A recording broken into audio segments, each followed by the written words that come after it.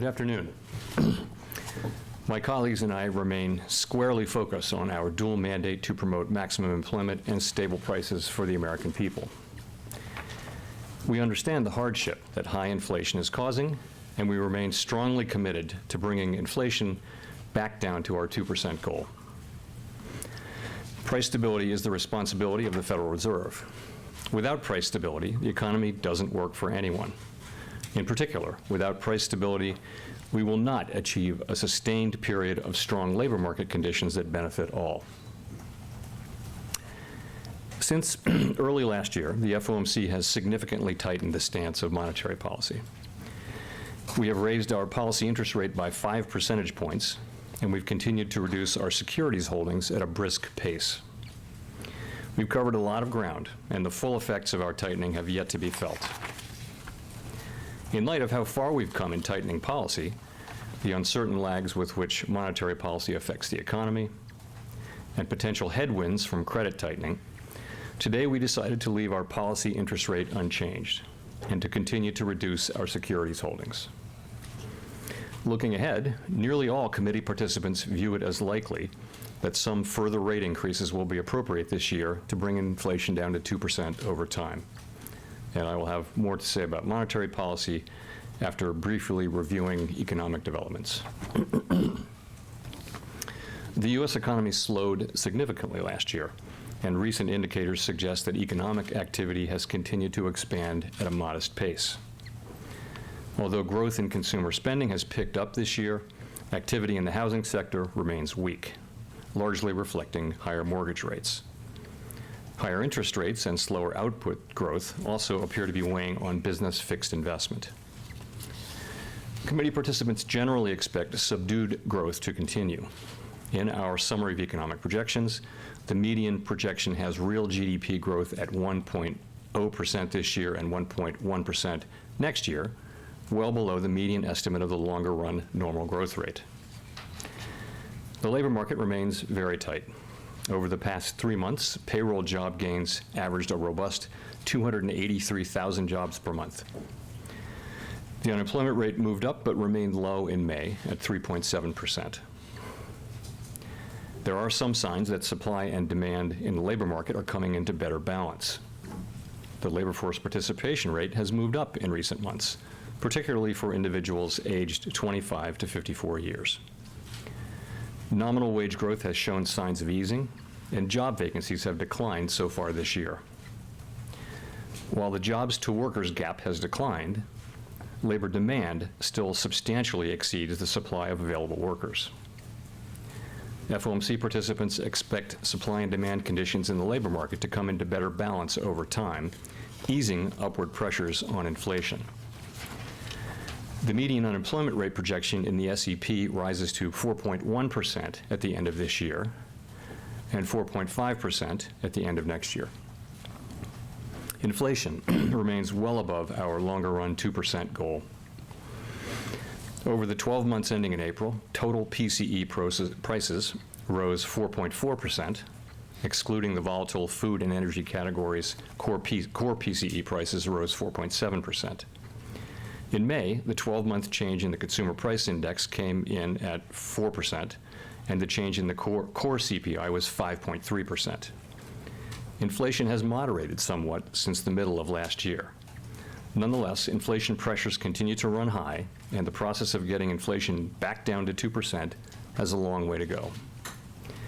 The median projection in the SEP for total PCE inflation is 3.2% this year, 2.5% next year, and 2.1% in 2025.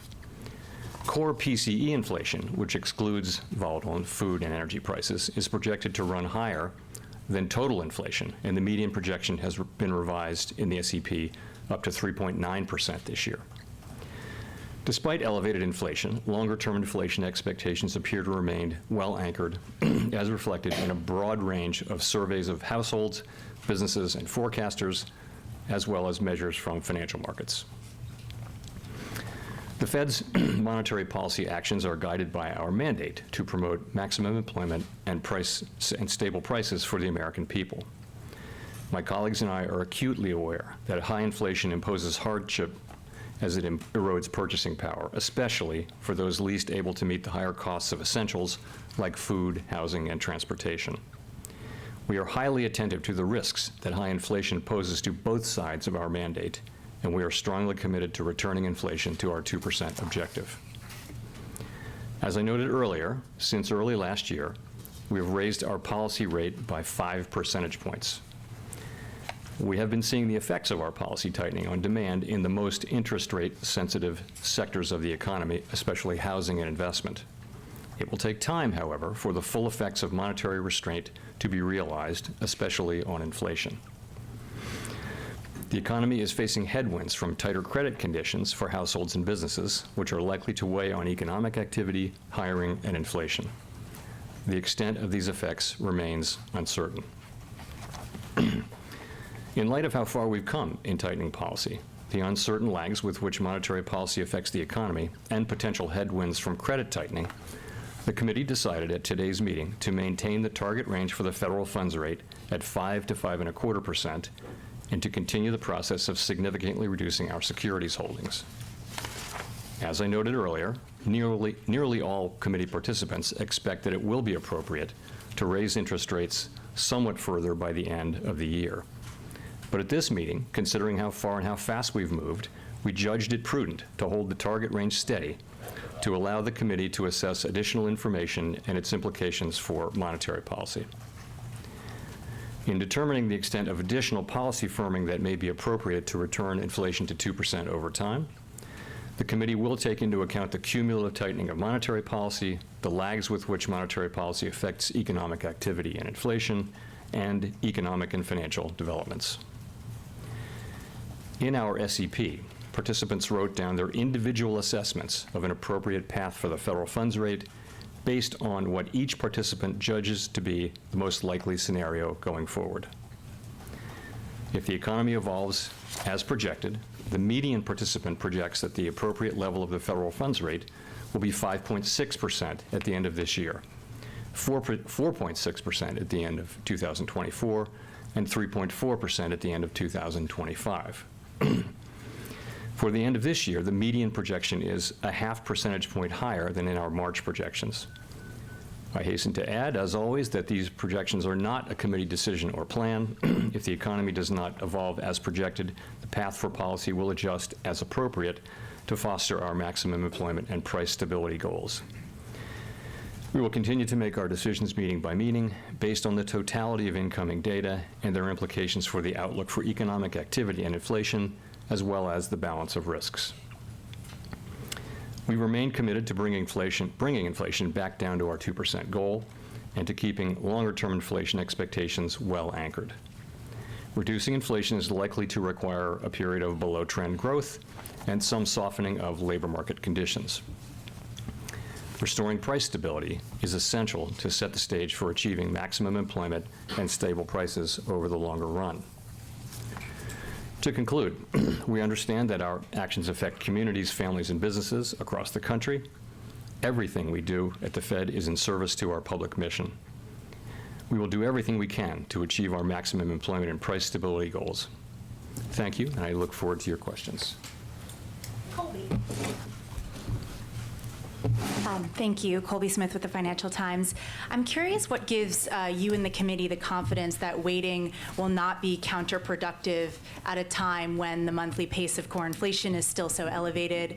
Interest rate sensitive sectors like housing, while they've felt the drag of the past Fed actions, have started to recover in some regions, and financial conditions, most recently were easing. So, I guess I would go back to the beginning of this tightening cycle to address that. So as we started our rate hikes early last year, we said there were 3 issues that would need to be addressed kind of in sequence. And that of the speed of tightening, the level to which rates would need to go, and then the period of time over which we'd need to keep policy restrictive. So at the outset, going back 15 months, the key issue was how fast to move rates up, and we moved very quickly by historical standards. Then last December, after 4 consecutive 75 basis point hikes, we moderated to a pace of a 50 basis point hike, and then this year to 3 25 basis point hikes at sequential meetings. So it seemed to us to make obvious sense to moderate our rate hikes as we got closer to our destination. So the decision to consider not hiking at every meeting and ultimately to hold rates steady at this meeting, I would just say it's a continuation of that process. The main issue that we're focused on now is determining the extent of additional policy firming that may be appropriate to return inflation to 2% over time. So the pace of the increases and the ultimate level of increases are separate variables. Given how far we have come, it may make sense for rates to move higher, but at a more moderate pace. I want to stress one more thing, and that is that the committee decision made today was only about this meeting. We didn't make any decision about going forward, including what would happen at the next meeting, including we did not decide or really discuss anything about going to an every other meeting kind of an approach or really any other approach. We really were focused on what to do at this meeting. So there was no kind of initial debate about the possibility of July, any sense of the initial support at this stage for that move? So again, we didn't make a decision about July. I mean, of course, it came up in the meeting from time to time, but really the focus was on what to do today. I would say about July, two things. One, decision hasn't been made. Two, I do expect that it will be a live meeting.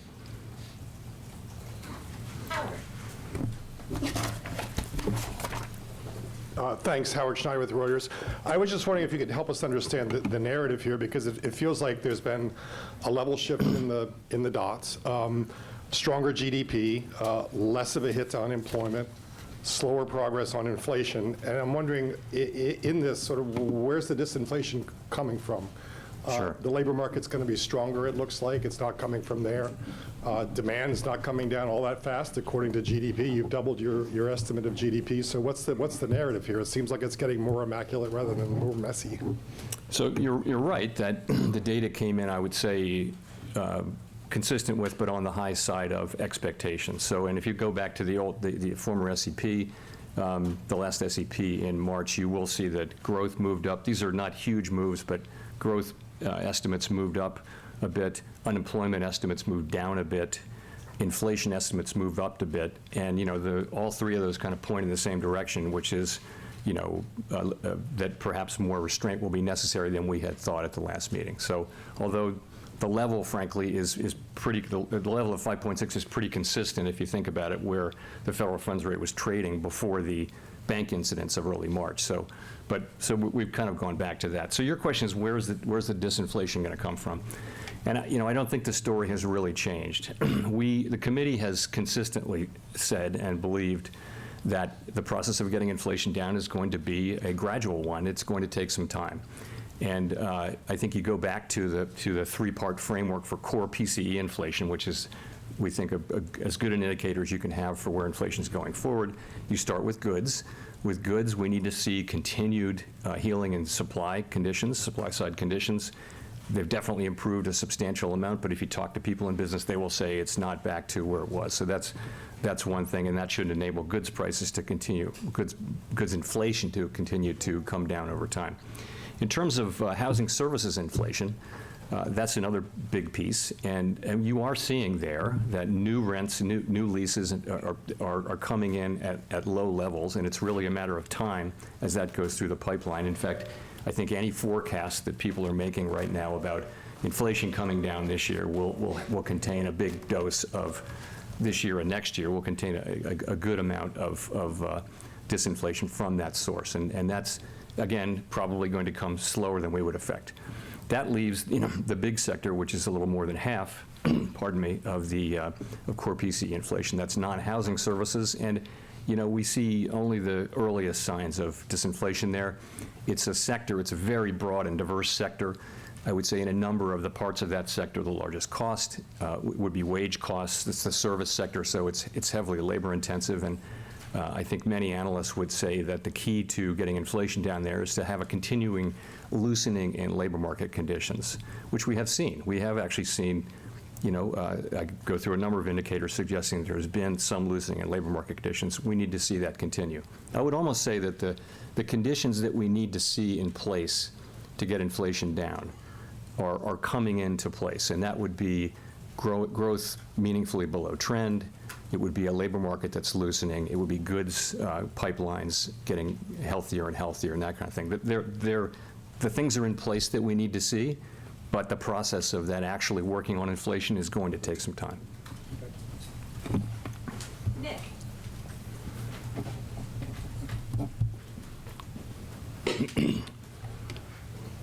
Nick Tamaros of the Wall Street Journal.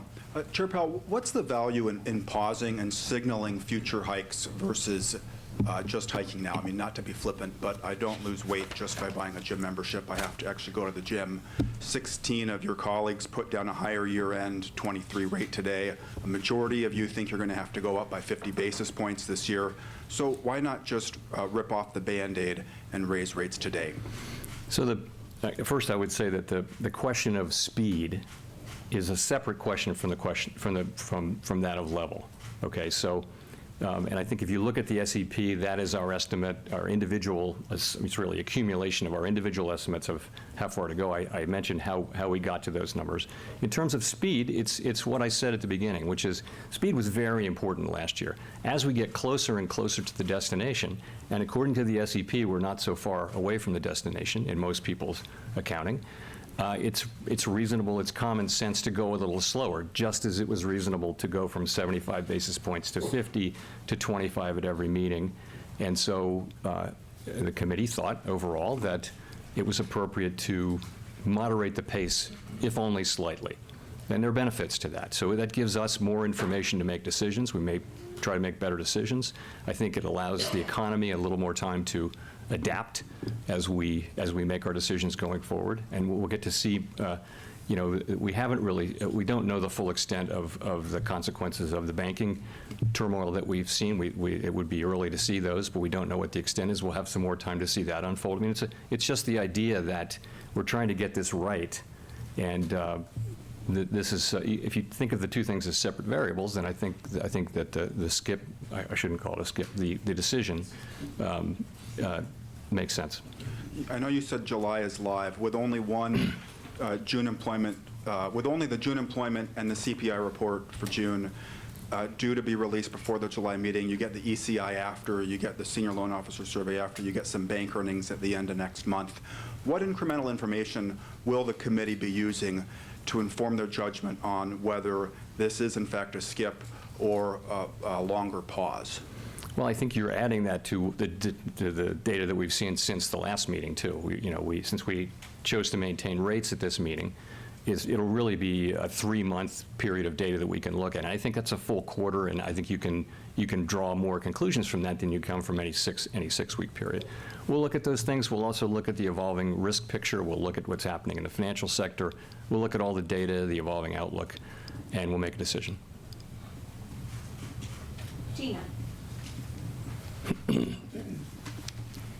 Thanks for taking our questions. Gina Smilek, New York Times. You obviously, in your forecast, marked up the sort of path for growth, marked down the path for unemployment, and marked up the path for inflation pretty notably.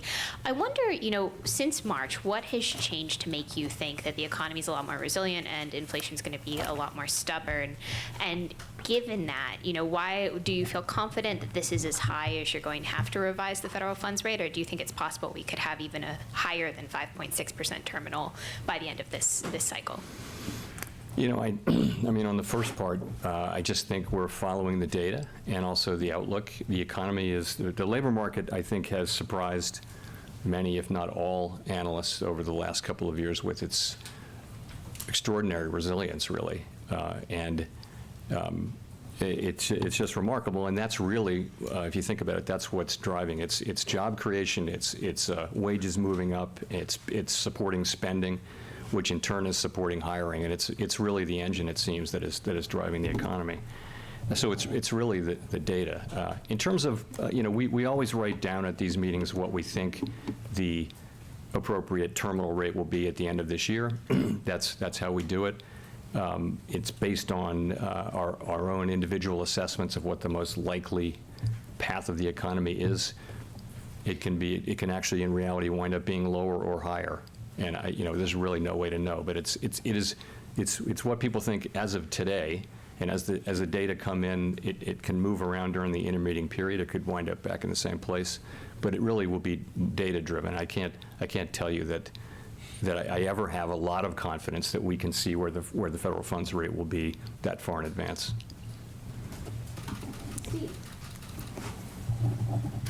Mr. Chairman, thanks for taking my question. You had said back at the end of May that you thought risks were getting closer to being into balance. Is that still the case, or has your mind changed about the balance of risks out there? And also, could you give us an idea of what would be a sufficiently restrictive funds rate? Obviously, the current rate, according to the committee, is not sufficiently restrictive. Is it 5, 6? Is it 6 years or sufficiently restrictive? Thank you. I would say again that I think that over time, the balance of risks, as we've moved from from interest rates at effectively 0 now to 5 percentage points with an SEP calling for additional hikes, I think we've moved much closer to our destination, which is that sufficiently restrictive rate. And I think that means, almost by definition, that the risks of sort of overdoing it and underdoing it are getting closer to being in balance. I still think, and my colleagues agree, that the risks to inflation are to the upside still. So we don't think we're there with inflation yet, because we're just looking at the data. And if you look at the full range of inflation data, particularly the core data, you just aren't seeing a lot of progress over the last year. Headline, of course, inflation has come down materially, but as you know, we look at core as a better indicator of where inflation overall is going. So I think what we'd like to see is credible evidence that inflation is topping out and then beginning to come down. That's what we want to see. Of course, that's what we want to see. And I think it's also, we understand that there are lags, but remember that it's more than a year since financial conditions began tightening. I think the reason we're comfortable pausing is that we are still, much of the tightening took place over last summer and later into the year, and I think it's reasonable to think that some of that may come into effect. So we're, I think stretching out into a more moderate pace is appropriate to allow you to make that judgment of sufficiency, with more data over time. Rachel. Hi, Chair Powell. Rachel Siegel from the Washington Post. Thanks for taking our questions. I wanted to ask further on the lag effects. When you're considering when you would hike again throughout the course of the year, are there things that you would expect to kick in as those lag effects come into effect that would inform your decisions? Have you learned things over the past year that give you some sense of timeline for when to expect those lags to come into effect? Yeah. So it's a challenging thing in economics. It's sort of standard thinking that monetary policy affects economic activity with long and variable lags. Of course, these days, financial conditions begin to tighten well in advance of actual rate hikes. So if you look back when we were lifting off, we started talking about lifting off. By the time we had lifted off, the 2-year, which is a pretty good estimate of where policy is going, had gone from 20 basis points to 200 basis points. So in that sense, tightening happens much sooner than it used to in a world where news was in newspapers and not on the wire. So that's different, but it's still the case that what you see is interest-sensitive spending is affected very, very quickly. So housing and durable goods and things like that. But broader demand and spending and asset values and things like that, they just take longer. And you can pretty much find research to support whatever answer you would like on that. So there's not any certainty or agreement in the profession on how long it takes. So, and that makes it challenging, of course. So we're looking at the calendar, we're looking at what's happening in the economy, we're having to make these judgments. And again, it's one of the main reasons why it makes sense to go at a slightly more moderate pace now as we seek that ultimate. I can't point to that ultimate endpoint. I can't point to a specific data point. I think we'll see it when we see inflation, really, really flattening out reliably and then starting to soften. I think we'll know that it's working. And ideally, by taking a little more time, we won't go well past the level where we need to go. I was curious if you could give us an update on what you're seeing on credit tightening since the bank incidents from March and how you're teasing that out apart from these lag effects. So it's too early still to try to assess the full extent of what that might mean. And, that's something we're going to be watching, of course. And, if we were to see what we would view as significant tightening beyond what would normally be expected because of this channel, then, we would factor that into account in making rate decisions. So that's how we think about it. Let's go to Chris. Thanks. Chris Rugaber at Associated Press. You mentioned that many of the trends are in place that you want to see. Core services ex housing has come in pretty low in the past couple of months. And as you noted, a significant portion of core inflation is now housing prices. And then we've had some quirks in used car prices. So given that these trends are in place, I guess I'm sort of asking the flip side of Nick's question, why signal additional rate hikes? Aren't things headed in the direction you need? Why not simply give it even more time? Or it's surprising to see so much hawkishness in the dots, given what we're seeing recently. Yeah, so, we've, remember, we're 2.5 years into this, or 2.25 years into this, and forecasters, including Fed forecasters, have consistently thought that inflation was about to turn down, and typically forecasted that it would, and been wrong. So I think if you look at core PCE inflation overall, look at it over the last 6 months, you're just not seeing a lot of progress. It's running, and it's running at a level, over 4.5%, far above our target, and not really, moving down. We want to see it moving down decisively. That's all. Of course, we are going to get inflation down to 2% over time. We don't want to do. We want to do that with the minimum damage we can to the economy, of course. But we have to get inflation down to 2%, and we will. And we just don't see that yet. So, hence you see today's policy decision, both to write down further rate hikes by the end of this year, but also to moderate somewhat the pace with which we're moving. Quick follow-up. I mean, the last press conference you mentioned you didn't see wages driving inflation, and there was some research from the San Francisco Fed suggesting wages aren't necessarily a key driver, but you've talked about the labor market today and the need for softening. Can you give us a little more specifically of how you see the tight labor market driving inflation at this point? Thank you. Right. So I'm not going to comment on any particular paper, but I would say that I think the overall picture is that at the beginning, in early 2021, inflation was really coming from very strong demand largely for goods. People were still at home. They had money in the bank, and they wanted to spend, and they spent a lot on goods. And of course, at the same time, and because of that high demand to some extent, supply chains got all snarled up. So prices went way up, inflation went way up. So that was the origin, and it wasn't really particularly about the labor market or wages. But as you moved through 21 into 22 and now in 23, I think many analysts believe that it will be important, an important part of getting inflation down, especially in the non-housing services sector, to getting wage inflation back to a level that is sustainable, that is consistent with 2% inflation. We actually have seen wages broadly move down, but just at a quite gradual pace. So, and that's a little bit of the finding of the Bernanke paper with Blanchard of a few weeks ago, which is very consistent with what I would think. Let's go to Michael McKee. Michael McKee from Bloomberg Radio and Television. You said in the past that you don't like to surprise markets. It's kind of been the Fed's view. Markets should have an idea of what you're going to do before you go in.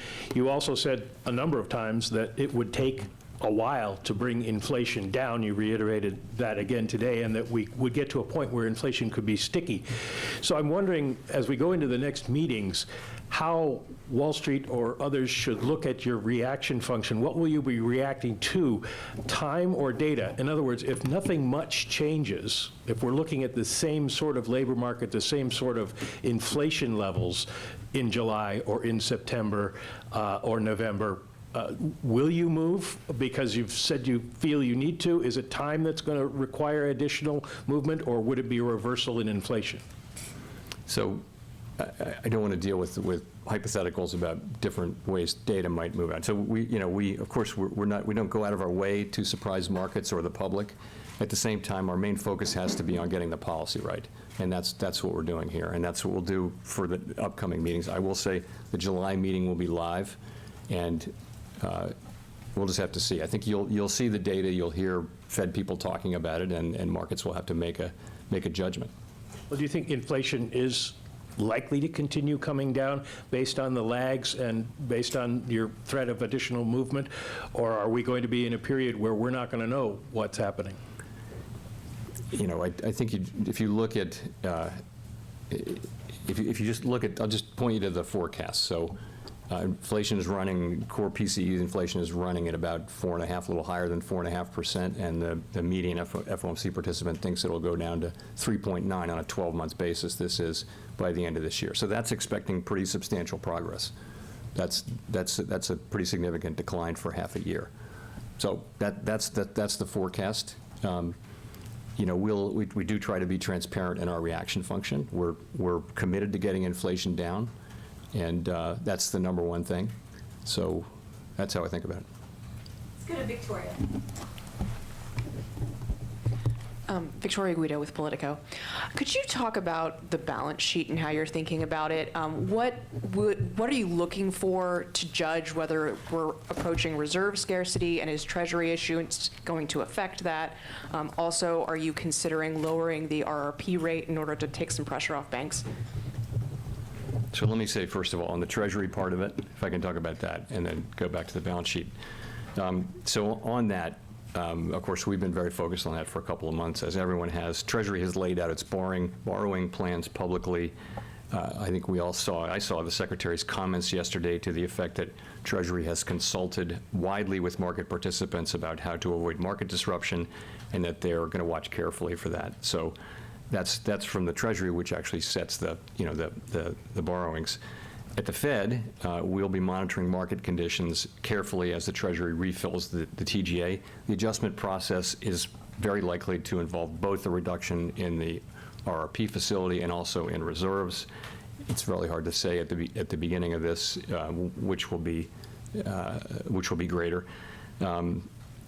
We are starting at a very high level of reserves and still elevated RRP to take up, for that matter. So we don't think reserves are likely to become scarce in the near term or even over the course of the year. So that's the Treasury part of the answer. We will, of course, continue to monitor conditions in money markets, and we're prepared to make adjustments to make sure that monetary policy transmission works. Was there another part of your question? Yeah. What are you considering lowering the RRP rate to help take some pressure off banks? So we have a number of, I would say, the RRP doesn't look like it's pulling money out of the banking system. It's actually been shrinking here lately. So I don't think that's not something we've thought about a lot over time. It doesn't really look like that's something we would do. I think it's a tool that we have. If we want to use it, we can. There are other tools we can use to address money market issues, but I wouldn't say that that's something that's likely that we would do in the near term.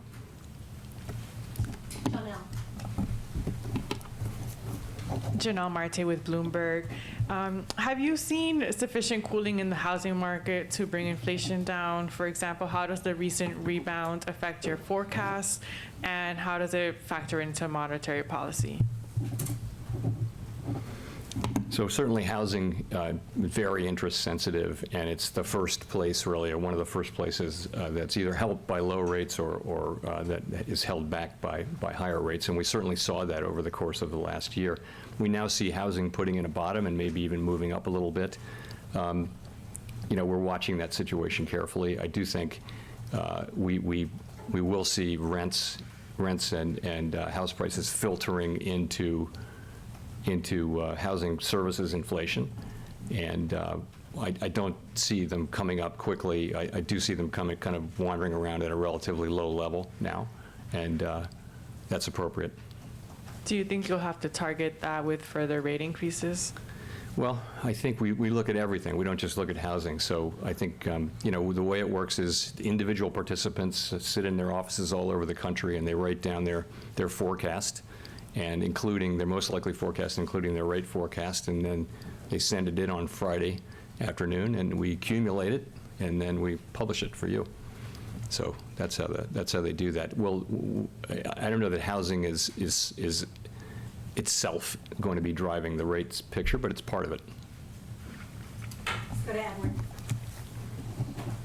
Thank you for taking the question, Mr. Chairman. Edward Lawrence with Fox Business. So I want to go back to comments you made about, in the past, about unsustainable fiscal path. The CBO projects the federal deficit to be $2.8 trillion in 10 years. The CBO also says that federal debt will be $52 trillion by 2033. At what point do you talk more firmly with lawmakers about fiscal responsibility? Because I'm assuming monetary policy cannot handle alone the inflation or keep that inflation in check with the higher level of spending. I don't do that. That's really not my job. We hope and expect that other policymakers will respect our independence on monetary policy, and we don't see ourselves as you know, the judges of appropriate fiscal policy. I will say, and many of my predecessors have said, that we are on an unsustainable fiscal path, and that needs to be addressed over time. But I think trying to get into that with lawmakers would be kind of inappropriate, given our independence and our need to stick to our knitting. Is there any conversation then about the Federal Reserve financing some of that debt that we're seeing coming down the pike? No, under no circumstances. Courtney. Thanks for taking our questions, Chair Powell. So looking at the SEP, it looks like GDP for this year was raised significantly, your forecast for GDP this year. The unemployment rate, meanwhile, was pulled downward. And so should we take that as a sign that the committee is more confident about the prospects of a soft landing, at least as it relates to what you were expecting in March? You know, I would just say it this way. I continue to think, and this really hasn't changed, that there is a path to getting inflation back down to 2% without having to see the kind of sharp downturn and large losses of employment that we've seen in so many past instances. It's possible. In a way, a strong labor market that gradually cools could aid that along. It could aid that along. But I guess I want to come back to the main thing, which is, though, simply this. We see, the committee, as you can see from the SEP, the committee is completely unified in the need to get inflation down to 2%, and we'll do whatever it takes to get it down to 2% over time. That is our plan. And you know, we understand that allowing inflation to get entrenched in the U.S. economy is the thing that we cannot allow to happen for the benefit of today's workers and families and businesses, but also for the future. Getting price stability back and restored will benefit generations of people as long as it's sustained, and it really is the bedrock of the economy, and you should understand that that is our top priority. Just a quick follow-up on that. I'm just a little confused because you said the committee will do whatever it takes to get inflation down over time. But when I look at the SEP, inflation is still projected to be elevated next year, but the Fed funds rate is lower than where it is now. Can you help me understand that? Sure. So, you know, if you look 2 and 3 years out with the forecast, first of all, I wouldn't put too much weight on forecasts even 1 year out, because they're so highly uncertain. But what they're showing is that as inflation comes down in the forecast, if you don't lower interest rates, then real rates are actually going up, right?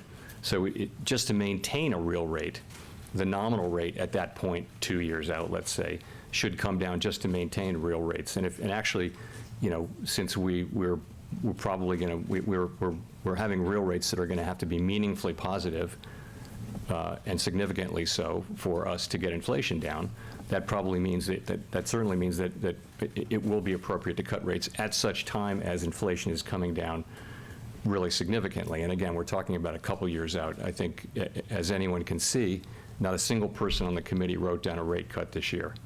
nor do I think it is at all likely to be appropriate, if you think about it. Inflation has not really moved down. It has not so far reacted much to our existing rate hikes, and so we're going to have to keep at it. Julie. Hi, Chapo. I'm Julie Chabanas, AFP. The mic is coming. Oh, sorry. Thank you. Hi, Chapo. Julie Chabanas, AFP News Agency. The May job report showed a rebound in May in black workers' unemployment. Is it consistent with the Fed's maximum employment mandate? Are you worried about that, about this rebound? So we are, of course, worried about, there are long-standing differences in racial and ethnic groups across our labor market. That's a factor that we can't really address with our tools, but we do consider that when we're thinking about what constitutes maximum employment. It is for us a broad and inclusive goal. And so we do watch that. But remember, all unemployment, including black unemployment, has been bouncing around right near historic lows, historic modern lows here. So we're still talking about, I mean, what is as strong a labor market as we've seen in, a half century here in the United States. So overall unemployment of 3.7% is 0.3 higher than it was measured to be at the last a month ago, but still it's extraordinarily low. And so it's a very, very tight labor market. Megan. Thank you. I want to follow up first a little bit just on the rent question on housing. We heard Governor Waller talk about how, I'll back up, we haven't quite seen the slowdown in rents show up in CPI yet, and we did hear Governor Waller talk about how an uptick in housing might mean that there's not going to be as much relief coming or a shorter bit of relief than we thought. Can you talk about how you're thinking about that and how that played into today's outcome? I wouldn't say, so that's, as a factual matter, that's correct. We do need to see, rents bottom out here or at least stay quite low in terms of their increases, because we want the, we want inflation to come down, and rental is a very large part of the CPI, about a third, and it's about half of that for the PCE. So it's important, and so it's something that we're watching very carefully. It's part of the overall picture. I wouldn't say it's the decisive part, but take a step back. What you see is look at core inflation over the past 6 months, year. You're just not seeing a lot of progress, not the kind of progress we want to see, and it's hard to avoid that. And the committee, people in the committee, the median went up significantly, so that the median participant now thinks that core PCE inflation on a 12-month basis will be 3.9% this year. So once again, every year for the past 3 years, it's gone up over the course of the year, and that's doing that again. So we see that, and we see that inflation forecasts are coming in low again, and we see that tells us that we need to do more. And so that's why you see the SEP with where it is. Could you also talk briefly about your outlook for wages, and given the recent slowdown in core services excluding housing, how far you think wages might need to fall in order to get inflation back in line? So wages will continue to increase. So what we're talking about is having wage increases still at a very strong level, but at a level that's consistent with 2% inflation over time. And so I think we've seen some progress. All of the major measures of wages have moved down from extremely elevated, not extremely, but highly elevated levels a year or so ago, and they're moving back down, but quite gradually. And we would want to see that process continue gradually. Of course, it's great to see wage increases, particularly for people at the lower end of the income spectrum. But we want that as part of the process of getting inflation back down to 2%, which benefits everyone. I mean, inflation hurts those same people more than anyone else. People on a fixed income are hurt the worst and the fastest by high inflation. Greg. Thank you so much, Chair Powell. Greg Robb from MarketWatch. I just wondered if the committee has talked at all about the labor market, and there's strikes now in Hollywood, and now the United Auto Workers are talking about a possible strike. I mean, aren't workers, we have some workers have power now and are going to be seeking higher wages. Does that come up in your discussions? Thanks. So the topic of wages in the labor market and dynamics in the labor market is about as central a topic to our discussions as anything. I mean, it's very, labor economics, and the labor market are utterly central. It's half of our mandate. So we spend a lot of time talking about that. I think, there are structural issues that are really not for the Fed. And so we don't spend a lot of time, although we take notice of what's going on. But we're not involved in discussions or debates over strikes and things like that. But we look and we see what's going on, and we're making judgments about what it will take to get inflation down to 2% in the aggregate. And as I said, don't think that was about. Most folks would say now it wasn't really about wages at the beginning. And it's becoming more about that as we get into really service sector inflation, which is the part of the economy where we have seen the least progress. Let's go to Mark for the last question. Thank you, Mr. Chairman. Mark Hamrick with Bankrate. Wondering what your thoughts are now about systemic risk, now that we're about 3 months past the failure of Silicon Valley Bank, and also specifically, what are the risks associated with commercial real estate as well as non-bank financials, and could you further elevate those risks with higher still rates, possibly for longer? So we're trying to think where to start. I'll start with commercial real estate. Of course, we're watching that situation very carefully. There's a substantial amount of commercial real estate in the banking system. A large part of it is in smaller banks. It's well distributed. To the extent it's well distributed, then the system could take losses. We do expect that there'll be losses, but there'll be banks that have concentrations, and those banks will experience larger losses. So we're well aware of that. We're monitoring it carefully. It feels like something that will be around for some time, as opposed to something that will suddenly hit and work its way into systemic risk. In terms of non-bank financial sector, there's been a ton of work, and clearly in the pandemic, it really was the non-bank financial sector where issues really arose, and there's a lot of work going on with the administration, in particular, leading that to try to address issues in the Treasury market and in all kinds of areas in the non-bank financial market. But our jurisdiction at the Fed is over banks, actually bank holding companies and some banks. So that's really our main focus.